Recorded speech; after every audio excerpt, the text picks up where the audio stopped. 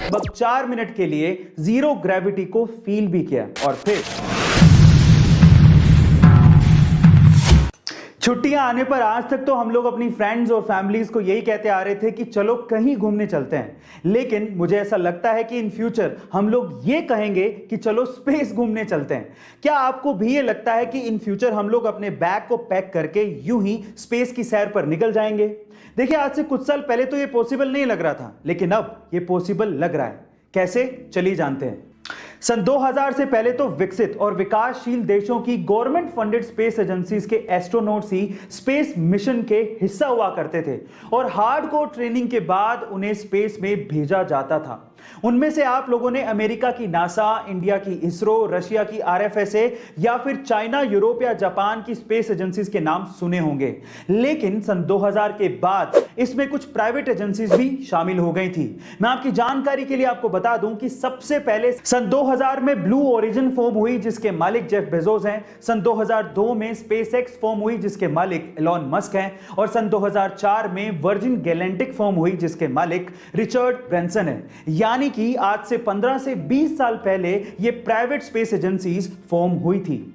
In private space agencies के space missions में से एक मिशन यह भी था कि सस्ती स्पेस व्हीकल्स बनाई जाएं ताकि एस्ट्रोनॉट्स के अलावा बाकी लोग भी स्पेस का नजारा ले सकें, और अब फाइनली ये सपना पूरा होता दिख रहा है। बाय द वे, स्पेस अर्थ से ज्यादा दूर नहीं है जहां पर आप जीरो ग्रेविटी का आनंद ले सकते हैं। ऐसा कहा जाता है कि अर्थ से 80 से 100 किलोमीटर ऊपर वो स्पेस शुरू हो जाता है जहां पर आप जीरो ग्रेविटी को फील कर सकते हैं। पर ये 80 से 100 किलोमीटर की दूरी को फांदने में भी इन प्राइवेट एजेंसीज को 15 से 20 साल लग गए और फाइनली जेफ बेजोस और रिचर्ड ब्रैंसन की कंपनियों ने ये कर दिखाया। तो चलिए इनके बारे में बात करते हैं एक एक करके।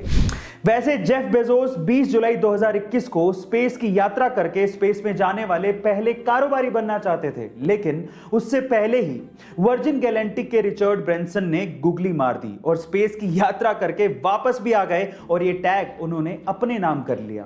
फिर उसके बाद बारी आई जेफ बेजोस की, लेकिन जेफ बेजोस और रिचर्ड ब्रैंसन के जाने का तरीका बेहद अलग था। सबसे पहले हम बात करते हैं रिचर्ड ब्रैंसन के जाने के तरीके की। गाइस, 11 जुलाई 2021 को रिचर्ड ब्रैंसन अपने 2 पायलट और 3 क्रू मेंबर्स के साथ स्पेस की यात्रा पर गए, जिसमें से एक क्रू मेंबर एक इंडियन ओरिजिन की लड़की थी जिसका नाम था Sirisha Bandla. So guys, proud to be an Indian.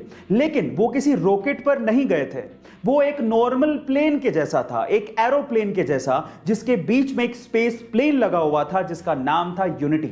सबसे पहले उस प्लेन ने नॉर्मल तरीके से उड़ान भरी और उसके बाद जैसे ही 50,000 फीट पर पहुंचे, सेंटर से यूनिटी स्पेस प्लेन अलग हो गया और उसके बाद सुपरसोनिक स्पीड से अर्थ से करीब 80 किलोमीटर ऊपर जाकर स्पेस में पहुंच गया। और उसके बाद आया मैजिकल मूवमेंट। सारे क्रू मेंबर्स ने लगभग 4 मिनट के लिए जीरो ग्रेविटी को फील भी किया और फिर unity space plane normal plane की तरह लैंड हो गया और इस तरह से रिचर्ड ब्रैंसन और उनके क्रू मेंबर्स ने पहली स्पेस की यात्रा खत्म की। गाइस, अगले साल रिचर्ड ब्रैंसन की कंपनी वर्जिन गैलेक्टिक बाकी लोगों के लिए भी स्पेस की यह सैर शुरू करने वाली है, जिसके लिए वो पर ट्रैवलर 2 से 2.5 करोड़ रुपया चार्ज कर रही है, जिसके लिए अभी तक 600 से ज्यादा रजिस्ट्रेशन भी हो चुके हैं और उनमें जस्टिन बीबर और लियोनार्डो द कैप्रियो भी शामिल हैं।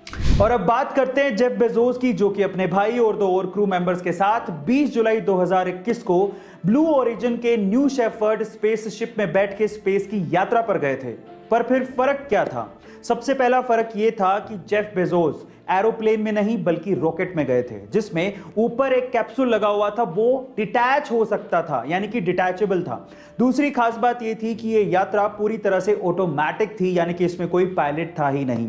तीसरी खास बात यह थी कि पहली बार किसी स्पेसशिप में कैप्सूल पर इतने बड़े बड़े ग्लासेस लगे हुए थे जिससे बाहर का नजारा बहुत ही क्लासिक दिखता था। चौथी खास बात यह थी कि यह यात्रा मात्र 11 मिनट में ही खत्म हो गई थी और उसमें सिर्फ 4 मिनट वो लोग स्पेस में रहे थे और जीरो ग्रेविटी को उन्होंने फील किया था। जेफ बेजोस की स्पेस यात्रा की एक और खास बात यह थी कि उनका रॉकेट कर्मन लाइन तक गया था, यानी कि अर्थ से 100 किलोमीटर ऊपर तक पहुंचा था। अब देखिए बेहतरीन कौन है, रिचर्ड ब्रैंसन या फिर जेफ बेजोस, ये तो वक्त ही बताएगा। लेकिन स्पेस ट्रैवलिंग में एक रेवोल्यूशन जरूर आने वाला है, जिसमें एस्ट्रोनॉट के अलावा बाकी लोग भी ऊपर जाकर हमारी खूबसूरत अर्थ का नजारा देख पाएंगे। क्या आप भी देखना चाहते हैं? बताइएगा जरूर।